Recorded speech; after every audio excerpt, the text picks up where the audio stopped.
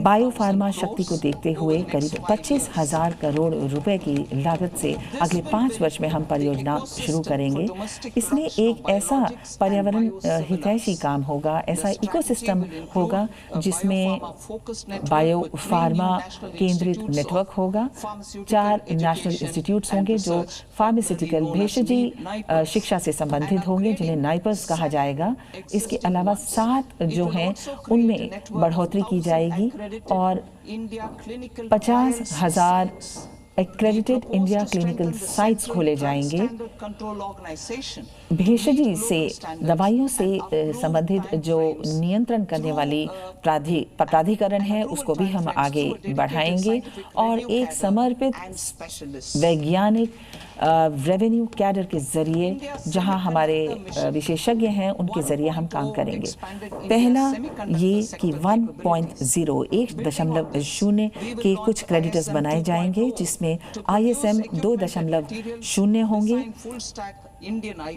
Full stack भारतीय IP और 45 supply chain बनाई जाएंगी।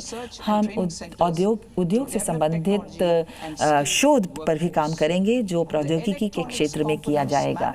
इसके अलावा इलेक्ट्रॉनिक्स के क्षेत्र में मैन्युफैक्चरिंग यानी विनिर्माण स्कीम के तहत 22,919 करोड़ रुपए का निवेश अभी तक प्रतिबद्ध है।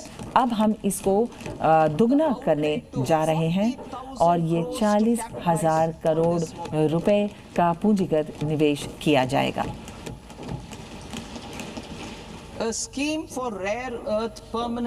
रेयर अर्थ परमानेंट मैग्नेट्स के लिए एक स्कीम शुरू की गई थी जो 2025 नवंबर में शुरू की गई थी और अब हम खनिज के क्षेत्र में, जिन राज्यों में खनिज ज़्यादा है, उड़ीसा, केरल, आंध्र प्रदेश और तमिलनाडु, इसमें इस तरीके के समर्पित रेयर अर्थ गलियारे यानी कॉरिडोर्स स्थापित किए जाएंगे, जिसमें गुणवत्ता शोध और विनिर्माण के क्षेत्र में हम काम करेंगे।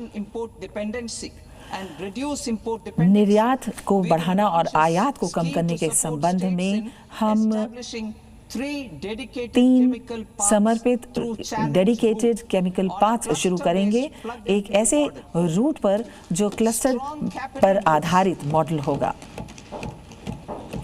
वस्तुओं के क्षेत्र में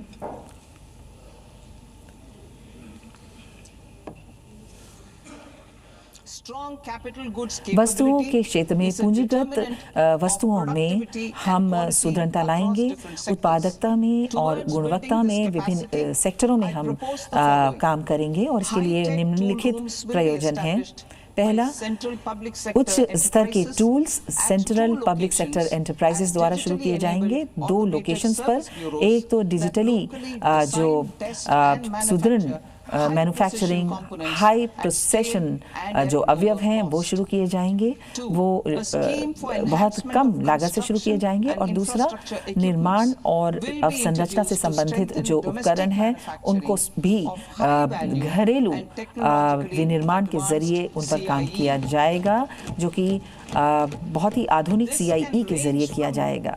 ये बहुत सारे मल्टी स्टोरी जो अपार्टमेंट्स होते हैं उसमें लिफ्टों के जरिए और बहुत से ऐसे उपकरणों के जरिए या टनल्स को खोदे जाने के लिए जिन उपकरणों का इस्तेमाल किया जाता है, जिन लोहे की रस्सियों का इस्तेमाल किया जाता है, उनको इसमें विनिर्मित किया जाएगा। कंटेनर को बनाने के लिए हम एक प्रतिस्पर्धात्मक प्रणाली शुरू करेंगे जिसमें 10,000 करोड़ लगाया जाएगा अगले 5 वर्षों में।